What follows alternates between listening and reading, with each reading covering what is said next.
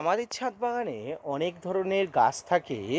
এদের মধ্যে সবচেয়ে গুরুত্বপূর্ণ এবং ইন্টারেস্টিং একটি গাছ হলো জামরুল গাছ।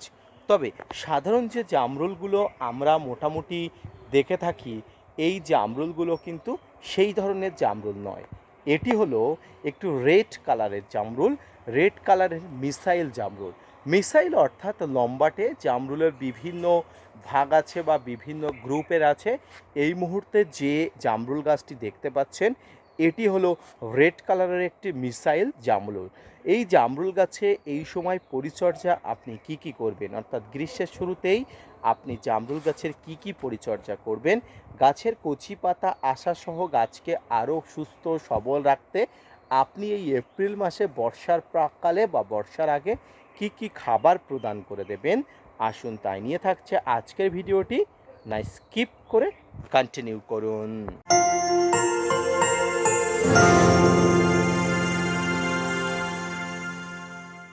সম্মানীয় দর্শক এবং শ্রোতা বন্ধুরা, দেশ এবং দেশের বাইরে থেকে যেখান থেকে আজকে আমার ভিডিওটি কন্টিনিউ করেছেন, প্রত্যেককেই gardener tips with Kamal YouTube চ্যানেলে স্বাগতম।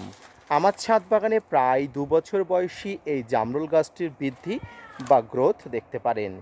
এই জামরুল গাছটি আমি এনেছিলাম একটি ভালো মানের ট্রাস্টেড নার্সারি থেকে, যে নার্সারি থেকে আমার ছাদ বাগানের প্রায় 90% গাছ কিন্তু আনা। আর এই গাছটি কিন্তু ধীরে ধীরে বড় হয়েছে এবং নিজের স্বাস্থ্যের দিকে নজর রেখে গাছটি কিন্তু প্রচণ্ড ভালো হয়েছে।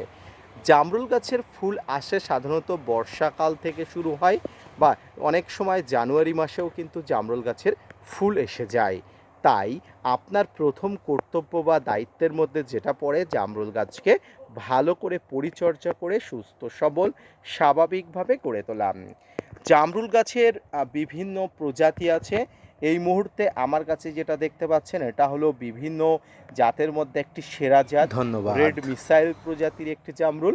আর মিসাইল প্রজাতির জামরুলগুলো চেনার উপায় হলো পাতাগুলো খুব লম্বাটে হয়, এবং পরবর্তীতে আমি জানাবো মিসাইল জামরুল চেনার বা মিসাইল প্রজাতির জামরুল চেনার একটা অনন্য পথ বা অনন্য ট্রিক্স। এই মুহূর্তে যাদের জামরুল গাছ আছে, তারা এই সামনে যে বর্ষা আসছে, অর্থাৎ এপ্রিল মাসের প্রায় মাঝামাঝি, এপ্রিল মে জুন জুলাই, অর্থাৎ আর 2 মাস পরে বর্ষা শুরু হবে। তার আগেই আপনাকে যেটা করতে হবে, গাছের গোড়াতে একটা ভারী মিশ্র খাবার দিয়ে দেবেন, যে খাবারে আপনি নাইট্রোজেন, ফসফরাস, পটাশ অর্থাৎ এনপিকে জাতীয় সমস্ত উপাদান থাকবে। অর্থাৎ নাইট্রোজেন, ফসফরাস, পটাশ ঘটিত যে খাবার গাছের জন্য অত্যন্ত জরুরি, সেই খাবারটি দেবেন। আর এর মধ্যে অন্যতম হলো মিশ্র খাবার, যার মধ্যে থাকবে নিমখোল, শিংকুচি, হাড়গুঁড়ো, ভার্মিকম্পোস্ট, সর্ষের খোল, বাদাম খোল। পাশাপাশি যদি আপনি এই সময় জামরুল গাছের প্রুনিং বা কাটাই ছাঁটাই করতে চান, সেটা একান্ত আপনার ব্যক্তিগত ব্যাপার। তবে আমি ব্যক্তিগত মতামতে বলবো, এই সময় কিন্তু জামরুল গাছের প্রুন বা কাটাই ছাঁটাই করার কোনো দরকার নেই। যদি ছোট হয়ে থাকে, আপনি শেপ দেওয়ার জন্য করে থাকেন, তাহলে করতে পারেন। তবে এই সময় বড় আকৃতির জামরুল গাছের কোনো প্রকার পূরণ বা কাটাই ছাঁটাই করার প্রয়োজনই পড়ে না। এই সময় আপনি সবচেয়ে গুরুত্বপূর্ণ যে বিষয়, গাছের গোড়াতে যে খাবার দিলেন, সেই খাবারটি আগামী 3 মাসের জন্য দেবেন, এবং 3 মাস কিন্তু গাছ এই খাবার খেয়ে বড় হবে। মাঝে মাঝে গাছের গোড়াতে আপনি যে তরল খাবারটি দেবেন, সেটা হলো সরিষার খোল পচানো জল, সঙ্গে ডিএপি এবং ইউরিয়া মিশ্রিত খাবার। অর্থাৎ 1 লিটার জলে আপনি 200 গ্রাম সরিষার খোল পচাবেন, এর সঙ্গে আপনি আরও 3 লিটার জল মেশাবেন।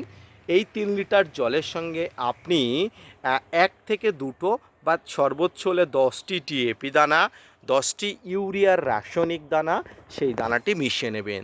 মিশিয়ে নিয়ে আপনি অন্যান্য গাছের মতো এই জামরুল গাছেও আপনি দিতে পারেন। এতে বেস্ট ফলাফল কিন্তু আপনি পাবেন। এই তরল মিশ্রিত খাবারের মধ্যে গাছের সব ধরনের নিউট্রিশন বা উপাদানগুলো অবস্থান করে, যেটা জামরুল গাছের বৃদ্ধির জন্য অত্যন্ত সহায়ক। এবার আসি গাছের বিভিন্ন খাবার তো গেল, গাছের প্রোটেকশন বা সুরক্ষা ব্যবস্থা। দেখুন, জামরুল গাছের প্রোটেকশন বা সুরক্ষা ব্যবস্থার দিকে অত্যন্ত গুরুত্বপূর্ণভাবে নজর রাখতে হবে। জামরুল গাছের বিভিন্ন পাতা খাওয়া পোকার আক্রমণ ঘটে, লেদা পোকার আক্রমণ ঘটে, বিভিন্ন পতঙ্গের মধ্যে বিভিন্ন আক্রমণকারী পতঙ্গ যারা জামরুলের কচি পাতা খেয়ে গাছকে নষ্ট করে, সেই পতঙ্গর আক্রমণ ঘটে। এই ধরনের অবাঞ্ছিত পতঙ্গ বাসা বাঁধে। তাই এই ধরনের পতঙ্গদের আক্রমণ থেকে রক্ষার জন্য আপনাকে ফাঙ্গিসাইড, কীটনাশক বা ব্যাকটেরিয়া নাশকের ব্যবহার করতে হবে বা করা জানতে হবে।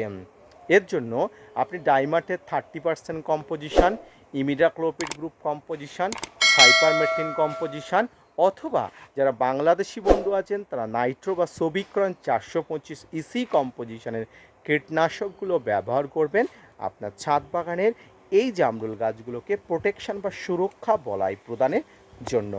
প্রিয় দর্শক বন্ধুরা, এছাড়াও আপনি এই সময় মাঝে মাঝে স্প্রে করবেন গাছের জন্য সেরা অন্যতম তাৎপর্যপূর্ণ যে পদার্থ, সেটি হলো পটাশ।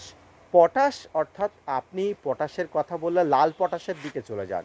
গাছের গোড়াতে আপনি লাল পটাশ দিতেই পারেন, কোনো অসুবিধা নেই। তবে স্প্রে ফার্মে ব্যবহার করতে হলে আপনাকে ব্যবহার করতে হবে 0050 অর্থাৎ সালফেট অফ পটাশ।